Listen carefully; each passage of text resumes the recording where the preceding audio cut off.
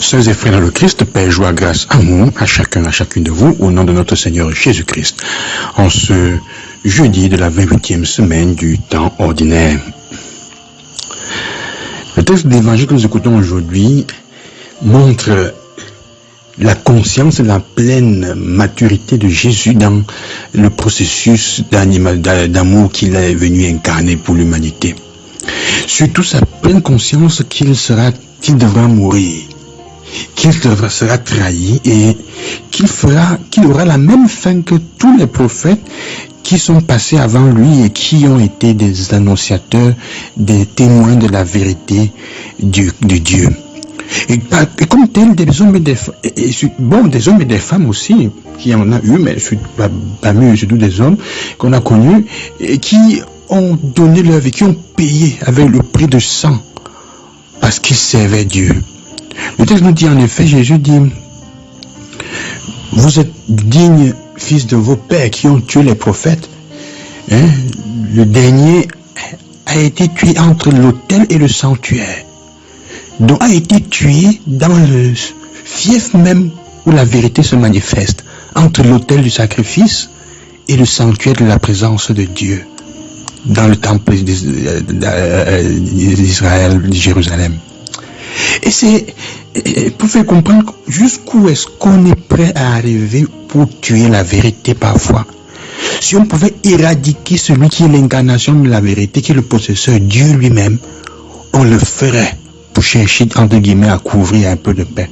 Jésus se rend compte donc que sa capacité et son message d'amour qui démasque les vérités et les mensonges des gens va le porter à mourir lui aussi.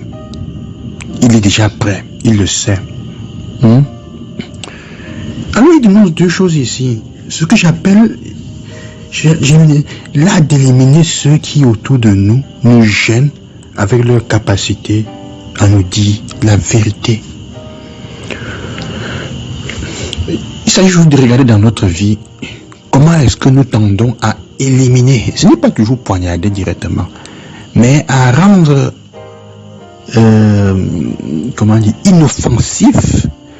inoffensif les personnes qui autour de nous, entre guillemets, menacent notre équilibre établi depuis des années, psychologiquement surtout, quand elles commencent à révéler des vérités sur nous-mêmes.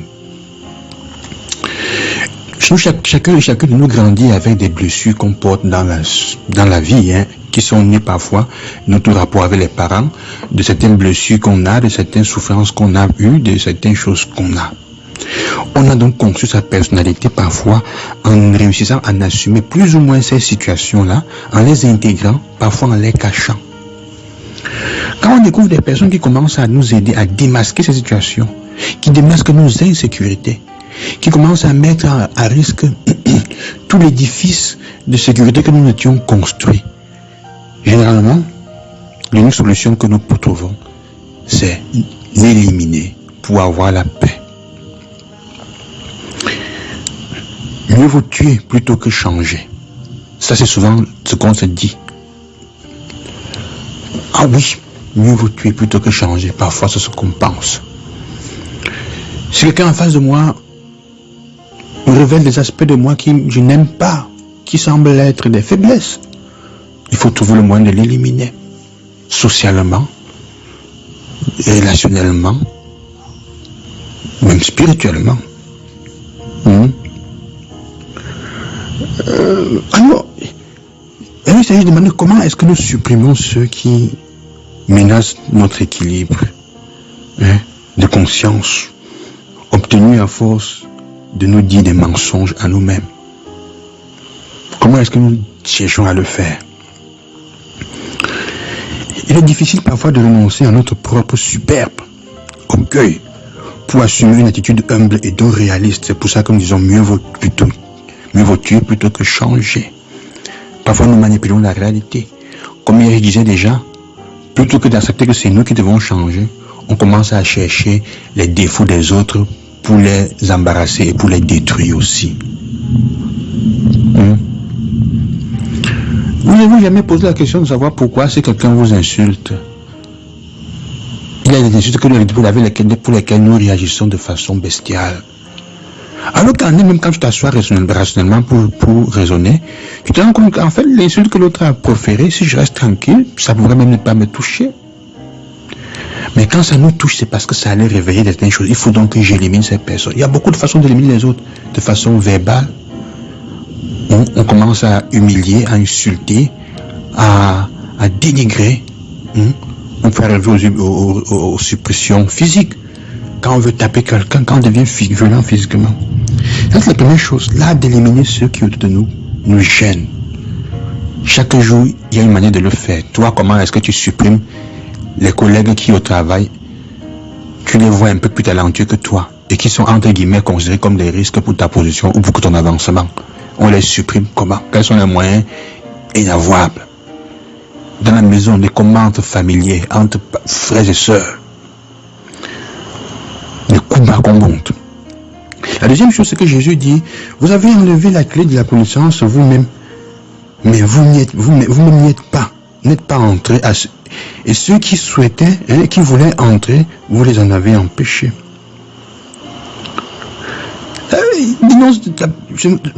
Un peu ceux qui, d'entre nous,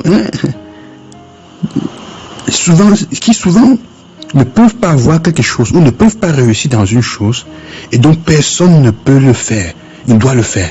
Puisqu'elles ne peuvent pas réussir dans une chose ou avoir une chose, personne d'autre ne doit le faire. Si ces personnes et leurs enfants ne peuvent pas les avoir, personne ne doit le faire. Alors elles vont tout faire pour éliminer, manipuler, détruire. Elles vont voler la clé de la connaissance, la cacher et empêcher les autres d'y entrer. C'est une autre raison pour laquelle la sorcellerie existe. C'est une raison pour laquelle on commence à chercher les jalousies et à chercher à humilier et à tuer les autres, à détruire les personnes et leurs familles spirituellement. Si je ne peux pas avoir ça, si mon enfant ne peut pas entrer dans telle école, je dois tout faire pour que cet enfant qui semble intelligent ou qui a des capacités. C'est pas que mon enfant n'est pas intelligent, mon enfant n'a pas la capacité d'entrer dans cette école-là, mais il peut entrer dans une autre. Mais comme je veux à tout prix que mon enfant entre dans la même école parce que ça semble avoir plus de prestige, si je ne peux pas, mon enfant ne peut pas, comme tel semble, je dois le détruire. D'une manière ou d'une autre. Au travail, en société, ça arrive combien de fois qu'il faut détruire mon collègue qui est capable, simplement parce que je n'ai pas la même capacité de le faire là-bas. Comme je ne peux pas le faire, personne d'autre ne doit le faire ou y réussir.